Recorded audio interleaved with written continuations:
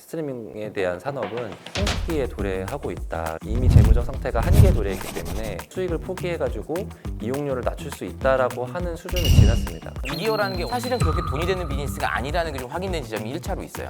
이 월정액 이용료가 높지 않은데 컨텐츠 투자가 너무 많이 드는 거예요. 뭐 광고 요금제라거나 요금 인상이라거나 이런 것들도 재무적인 성과를 극대화하는 쪽으로 가는 거예요. 문제가 된 거는 요금 인상 때문인 거죠. 한 50% 가까이 올랐으니까.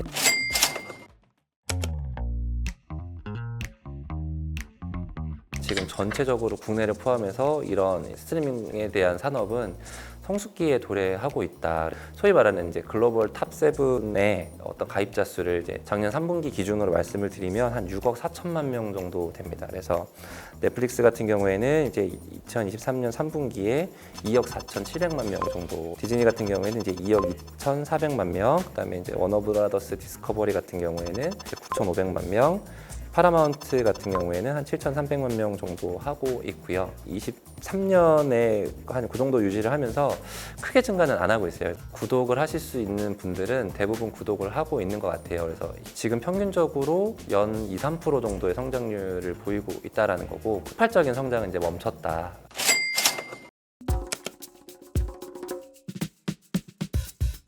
코로나 기간을 거치면서 저는 두 가지의 한계가 확인됐다고 봅니다. 첫 번째는 미디어 산업 자체에 대한 한계가 좀 확인되는 지점들이 있어요. 무슨 얘기냐면 지금 경기가 좋지 않기도 하지만 디즈니가 이례적으로 콘텐츠 투자를 감축했거든요. 이게 무슨 얘기냐면 우리가 미디어라는 게 워낙 일상적으로 접하고 영향을 주는 매체이기 때문에 굉장히 크게 느끼지만 사실은 그렇게 돈이 되는 비즈니스가 아니라는 게 좀 확인된 지점이 1차로 있어요. 두 번째는 이제 OTT 부분인데 코로나 기간 동안에 너무 가입자가 급속도로 는 거죠. 근데 문제는 이 비즈니스가 이 월정액 이용료가 높지 않은데 컨텐츠 투자가 너무 많이 드는 거예요. 이제는 뭐 광고 요금제라거나 요금 인상이라거나 이런 것들도 매스미디어의 전략들을 받아들이면서 재무적인 성과를 극대화하는 쪽으로 가는 거예요. 그전에는 적자가 나더라도 가치를 올려서 투자를 많이 받는 전략이었다면 지금은 미래지향적인 가치는 좀 손해를 보더라도 재무적인 성과에 집중을 하는 그런 흐름으로 가고 있는 거죠. 넷플릭스의 성장은 미래 성장을 위해서 이제 지금 가지고 있는 통장의 돈을 이제 엄청나게 태우는, 수익성을 고민하지 않고 이제 볼륨을 높이는 어떤 전략을 취했었는데, 그게 이제 코로나 전까지 굉장히 이제 어려웠습니다. 그래서 이제 넷플릭스가 코로나가 터지지 않았다라면 혹시라도 어려울 수도 있었겠다라는 생각도 굉장히 많이 있었었고요. 공급이 시장을 이끌어가는 것이 아니라 수요 중심으로 이제 옥석을 가리고 효율성이 높은 컨텐츠들을 투자를 하겠다라고 하는 전략으로 전환이 될 것 같고요. 이제 그런 측면에서 이제 스포츠 컨텐츠들도 더 투자의 대상이 되는 것 같다라는 부분이 들고,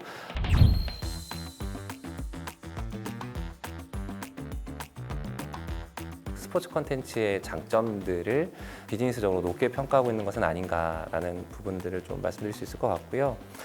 한국도 마찬가지입니다. 더 이상은 볼륨을 높이는 것보다는 이제는 효율을 높이는 투자로 가겠다. 그러려면 경쟁자를 줄여야 하고, 경쟁자를 줄이려면 이제 인수합병에 대한 이슈들이 생기는 거기 때문에 아마도 올해나 내년에는 굉장히 이제 놀랄만한 M&A 이슈들이 굉장히 늘어날 수 있을 것 같고요. 티빙 같은 경우에는 웨이브랑 합병한다는 이슈도 있더라고요. 그거에 대해서는 어떤 효과가 있을 것 같으세요? 물론 뭐 두 사업자가 합병하면 긍정적인 시너지가 있을 거라고 생각을 하고, 물론 저처럼 이미 중복해서 이용하시는 분들이 없지는 않아요. 그래서 합병이 되면 좋을 것 같은데, 근데 저는 이제 몇 가지 좀 전제 조건들이 좀 있어야 될 것 같은 게, 이제 양사가 갖고 있는 컨텐츠가 차별적이에요. 그러니까 합병의 시너지가 있는데 지금 양사가 가지고 있는 킬러 컨텐츠들이 유지돼야 될 필요가 있고요.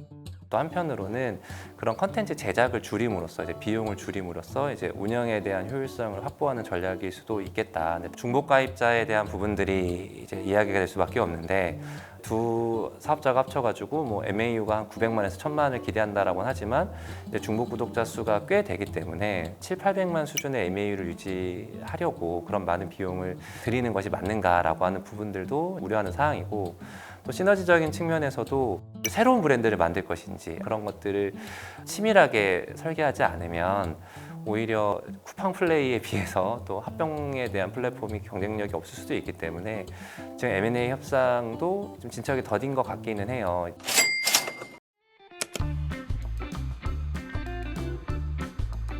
여론이 그렇게 좋지 않았는데 이게 시도하는 이유가 따로 있나요? 저는 약간 다른 말씀을 드리면 여론은 좋아지고 있는 것 같아요.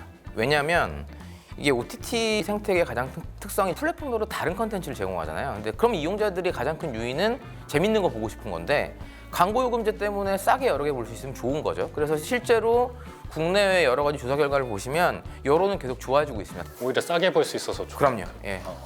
뭐 좀 더 표현해서 말씀드리면 스트리밍 플레이션이라는 단어를 이제 한국에서 많이 쓰고 있는데, 그래서 구독료가 점점 오르고 있어서 국민들이 굉장히 부담이 된다라고 했을 때, 그게 사업자 입장에서는 그렇다면 구독료를 낮출 수 있는 거의 유일무이한 수단이지 않을까. 그래서 결국엔 광고주들이 투자를 하지 않으면 그런 아르프라고 우리가 표현하는 월 사용료를 낮추기에는 불가능한 실정입니다. 그러니까 이미 재무적 상태가 한계에 도래했기 때문에 우리가 좀 수익을 포기해가지고 이용료를 낮출 수 있다라고 하는 수준을 지났습니다. 국내에서도 똑같이 도입이 될 가능성이 높을까요?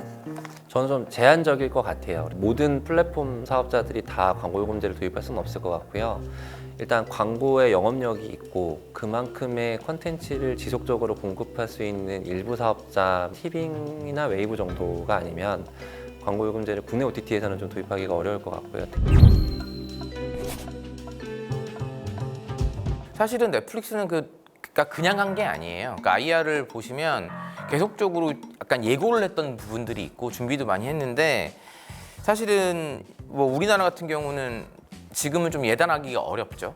왜냐하면 뭐 우리나라 사업자가라면 경쟁하는 게 아니라 뭐 넷플릭스도 있고 디즈니 플러스 있고 하기 때문에 저는 티빙 같은 경우는 최근에 여러 가지 행보를 보면 긍정적으로 기대를 하고 있어요. 광고도 지금 넷플릭스는 1시간에 8개인가요? 뭐 이렇게 하는 것을 알고 있는데, 유튜브도 일반 가입자 모델에서도 그런 컨텐츠의 이용 중간에 광고를 보는 것에 대한 저항이 좀 많이 줄어들었기 때문에 광고 요금제를 통해서 컨텐츠를 좀 적절하게 소비할 수 있다고 한다면 받아들일 수 있다고 생각을 하고요. 오히려 증가폭을 봤을 때에는 기존 가입자 모델보다는 더 빠른, 더 높은 수준의 증가폭을 볼 수 있을 것 같다는 생각이 들고, 뭐 넷플릭스도 대략 추정치로는 한 2,300만 명 정도가 넷플릭스 광고 모델을 보고 있다라고 하는데, 그럼 한국도 그 사례를 본다라고 하면 한 뭐 20-30% 정도는 추가적으로 유치를 할 수 있지 않을까, 이렇게 개인적으로는 예상해 봅니다.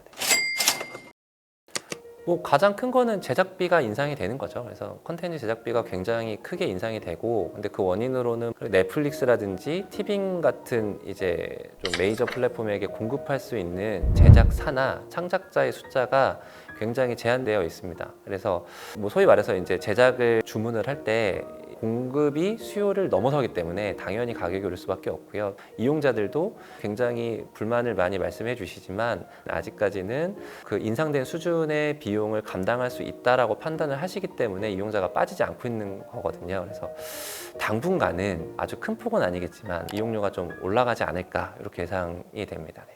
그럼 국내 OTT 같은 경우에는 가격이 어느 정도 오른 건가요? 글쎄 뭐 소폭 올랐다고 봐야죠. 소폭 큰 변화는 없다고 봐요. 저는 요금 인상이라기보다는 요금 정책 다양화라고 접근할 필요가 좀 있는 것 같아요. 옵션이 있기 때문에. 단순히 요금 인상이라고 하면 유튜브 프리미엄은 좀 다른 케이스고요.